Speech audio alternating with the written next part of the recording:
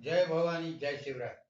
छत्रपति शिवाजी महाराज और राष्ट्रमाता राजमाता जिजाऊ माँ साहेब को वंदन करके मैं श्री व्याख्याता प्राचार्य दादा साहेब कोरेकर पाटिल आज आपके सामने भारतीय स्वतंत्रता के लिए प्रयत्न करने वाले एक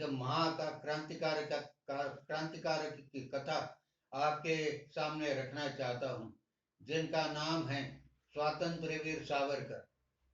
विनायक दामोदर सावरकर का जन्म नासिक जिले के महाराष्ट्र में नासिक जिले के भगुर गांव में 28 मई 1883 को हुआ और 9-10 वर्ष के होने पर उन्हें मालूम हुआ कि अपना देश परतंत्र है, इस देश पर अंग्रेजों का राज चलता है। उन्होंने बड़े बड़े नेताओं के नाम सुने और वे देश स्वतंत्र करने के लिए प्रयत्न कर रहे हैं।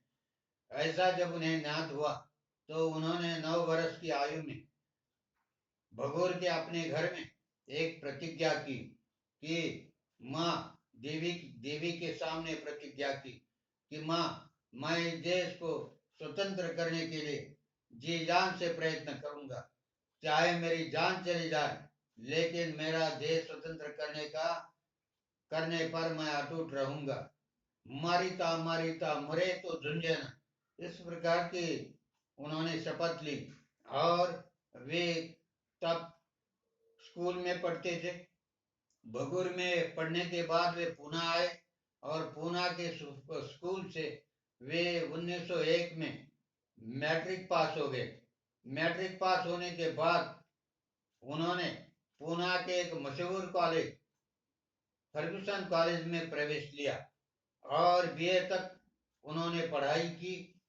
इस दौरान भी उनका प्रयत्न जारी था, देश के लिए कुछ न कुछ करना चाहिए, ऐसा अपने दोस्तों को, साथियों को वो हमेशा बढ़ावा देते थे। और इसीलिए उन्होंने एक कार्यक्रम उस काल में किया। वहाँ परदेशी माल इस हिंदुस्तान में आता था और हमारे देश के माल को बढ़ावा नहीं मिलता था, कोई लोग लेते नहीं थे। इसीलिए परदेशी माल पर बहिष्कार, विदेशी मालों पर बहिष्कार करने के लिए महात्मा गांधी जी ने कहा था। और इसी प्रकार उन्होंने विदेशी माल की होली करने का प्रयत्न पुणे में डेक्कन जिमखाना पर किया और जिसके कारण उनके कॉलेज के जो प्रिंसिपल थे रघुनाथ परांजपे, रपू परांजपे के नाम से, वे बड़े विद्वान ग्रस्त प्रिंसिपल थे। उनको सारा महाराष्ट्र जानता था, पहचानता था। लेकिन उनको ये हरकत पसंद नहीं पड़ी कि यह लड़का कॉलेज में पढ़ता है, अंग्रेजों का राज है, वो हमारे साथ कुछ भी कार्रवाई कर सकते। इसीलिए उन्होंने उसे बोर्डिंग से निकाल दिया और उसे 10 रुपया जुर्माना किया। अभी यह बात जब लोकमान्य तिलक को समझ गई तो वे आग बबूला हो गए। उन्होंने केसरी में अपने अखबार में लिखा, ये हमारे गुरु नहीं है। जो विद्यार्थी छात्र अपने देश के लिए कुछ करते हैं, अंग्रेजों से लड़ने की कोशिश करते हैं, उनको बढ़ावा देने के बदले वे उनको दंड करते हैं, जुर्माना करते हैं। आखिर लोकमान्य तिलक ने 10 रुपए उस जमाने में इकट्ठा करके कॉलेज में वो जुर्माना भर दिया। कॉलेज की शिक्षा, बीए की शिक्षा पास होने पर उन्हें इंग्लैंड भेजा गया। लोकमान्य तिलक ने वहां जो हमारे क्रांतिकारक श्यामजी वर्मा काम करते थे इंडिया हाउस में, उनको कहा कि मैं इस छात्र को भेज रहा हूं और इसे सहायता कीजिए। सुभाष चंद्र बोस भी आगे चलकर सावरकर को मिले थे, वो बात अलग है। लेकिन सावरकर पहले इंग्लैंड गए और वहां शिक्षा दीक्षा के, उच्च शिक्षा के लिए गए थे, लेकिन वहां के क्रांतिकारियों से मिले और उन्होंने वहां हथियार इकट्ठा करना शुरू किया।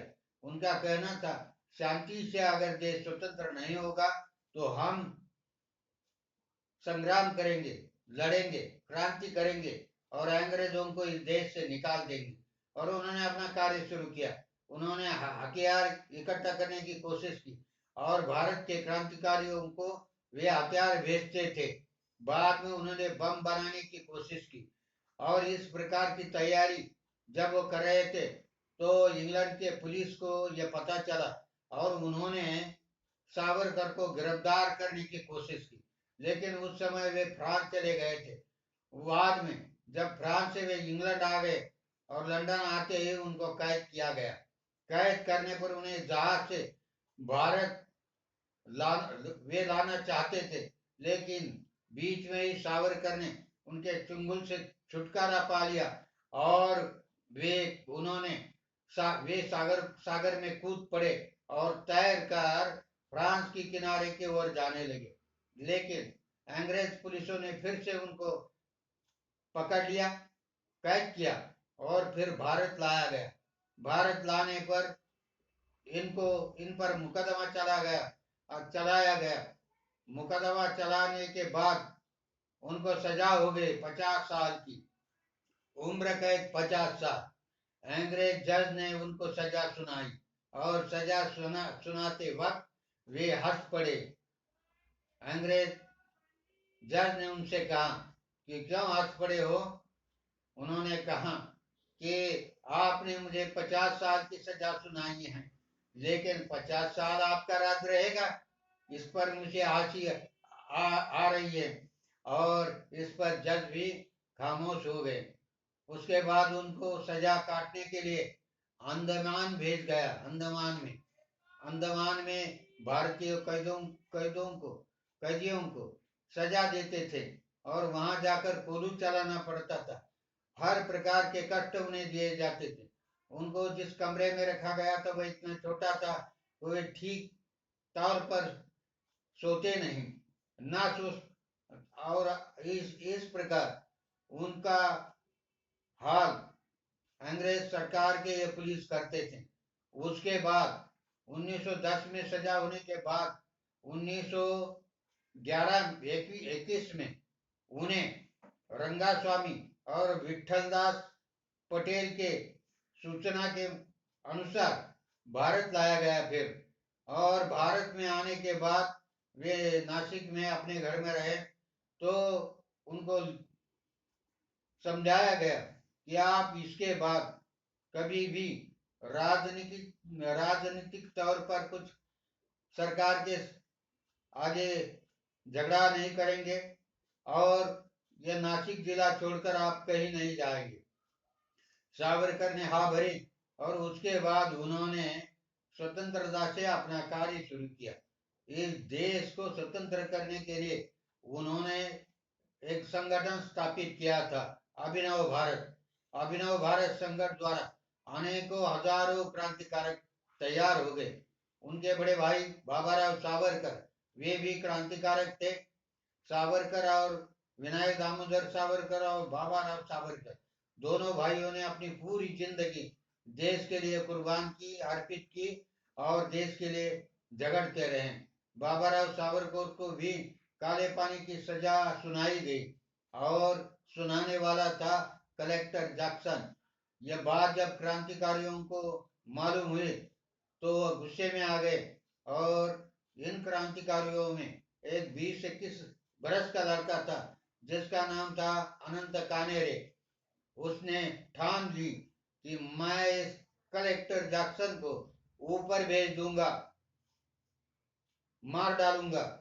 और वह एक दिन नासिक के एक थिएटर में वह आने वाले थे कलेक्टर, और वो वहां पहले ही जा चुका था।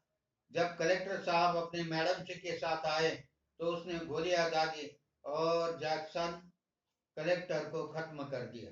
तो इस प्रकार के अनेकों क्रांतिकारक जिनको स्वातंत्र वीर सावरकर ने मतलब स्वातंत्र वीर विनायक दामोदर सावरकर ने बढ़ावा दिया और जिससे इस देश में हजारों क्रांतिकारक अपने देश के लिए मर मिटने के लिए तैयार हो गए। आगे चलकर बाबू सुभाष चंद्र बोस उनसे आकर मिले तो उन्होंने उनसे कहा कि अभी मैं तो कुछ नहीं कर सकता क्योंकि मुझ पर पाबंदी लगाई है, आप विदेश जाकर वहां हिटलर की सहायता ली, जापान की सहायता ली और अंग्रेजों के साथ युद्ध छेड़े, जिसके कारण ये देश स्वतंत्र हो गया होगा। और इसलिए बाबू सुभाष चंद्र बोस एक दिन अचानक हिंदुस्तान से गायब हो गए और वहां हिटलर के पास गए, जापानियों से मिले और शत्रु राष्ट्र की सहायता लेकर और अपने देश के राज बिहारी बोस और सरदार अजीत सिंह, जिन्होंने आजाद हिंद फौज की स्थापना की थी, उसके अध्यक्ष उनको बनाया गया और उनके नेतृत्व में देश स्वतंत्र करने की कोशिश की गई। तो इस प्रकार सावरकर ने, स्वातंत्र वीर सावरकर ने अपना सारा जीवन इस देश के लिए अर्पित किया। देश स्वतंत्रता के लिए उन्होंने अपना सब कुछ दिया, क्योंकि उनकी जमीन जायदाद सब कुछ, जो एक जमाने के जमींदार थे, अंग्रेज सरकार ने जब्त कर दी गई। और इसके बाद आगे चलकर 1947 को देश स्वतंत्र हुआ। सावरकर जीवित थे लेकिन उनको बात पसंद नहीं थी। उन्होंने एक पक्ष स्थापन किया था, पार्टी स्थापित की थी, जिसको हिंदू महासभा कहते हैं। हिंदुओं को संगठन करने की ये महासभा प्रयत्न करती थी, हिंदुओं के लिए लड़ना चाहती थी, झगड़ना चाहती थी, उनकी तरक्की करने के लिए प्रयत्न कर रही थी। गांधी जी ने जब पाकिस्तान और हिंदुस्तान के दो पक्ष मालूम ये किए, मान्य किए, तो सावरकर को यह बात पसंद नहीं थी कि ये देश हमारा है, हिंदुओं का है और पाकिस्तान बनाने की कोशिश नहीं करनी चाहिए थी। वे चाहे हमारे देश में रहे, हमारे भाई बनकर रहे, लेकिन हालत चूल्हा उन्होंने नहीं जलाया जाना चाहिए था। फिर भी ये बात तो तय हुई कि हिंदुस्तान और पाकिस्तान दोनों राष्ट्र स्वतंत्र हो गए। जहाँ मुस्लिम ज्यादा तौर पर थे वो पाकिस्तान बनाया गया और हिंदुओं की आबादी जहाँ ज्यादा थी वहाँ हिंदुस्तान मतलब भारत बना। सावरकर उसके बाद भी अपना कार्य करते थे, अस्पृश्यों का उद्धार करते थे, करने की कोशिश उन्होंने की, अछूतों का उद्धार करने की कोशिश की। उन्होंने रत्नागिरी में एक विठल मंदिर था, वह हरिजनों के लिए वहां लोग आने नहीं देते थे, वहां सत्याग्रह किया और विठल मंदिर में ये अछूत या अस्पृश्य या हरिजन, जिनको महात्मा गांधी ने कहा था ये हमारे भाई बहनों का प्रवेश मिला। उसके बाद उन्होंने बहुत साहित्य रचना भी की। वे एक उत्तम लेखक थे, उसके साथ साथ एक ऊंचे दर्जे के कवि भी थे। उन्होंने एक कविता लिखी थी कि जब भी वे सागर में कूद पड़े, तो मराठी में एक कविता थी कि नेमदसी ने परत मात्र भूमीला, सागरा परा प्राण तळमळला, सागरा प्राण तळमळला। तो इस प्रकार अपने देश के प्रति उनकी भावना की सद्भाव था कि मुझे हे सागर अपने देश ले चल।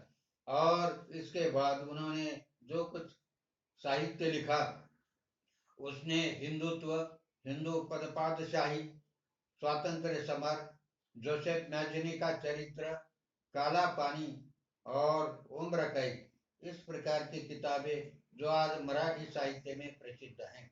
तो इस प्रकार का कार्य करते हुए स्वातंत्र्य वीर सावरकर जैसा एक महान त्यागी आत्मा 26 फरवरी 1966 को भगुर में, नासिक जिले में, महाराष्ट्र में उन्होंने आखिरी श्वास लिया और मरते दम तक इस देश की सेवा करते हुए और सभी को छात्र तेज छात्र छात्र तेज सिखाने के उन्होंने से प्रयत्न किया। छत्रपति शिवाजी महाराज को शिवा प्रभु कहते थे। महाराज के विचारों पर उनका उन पर बहुत असर था।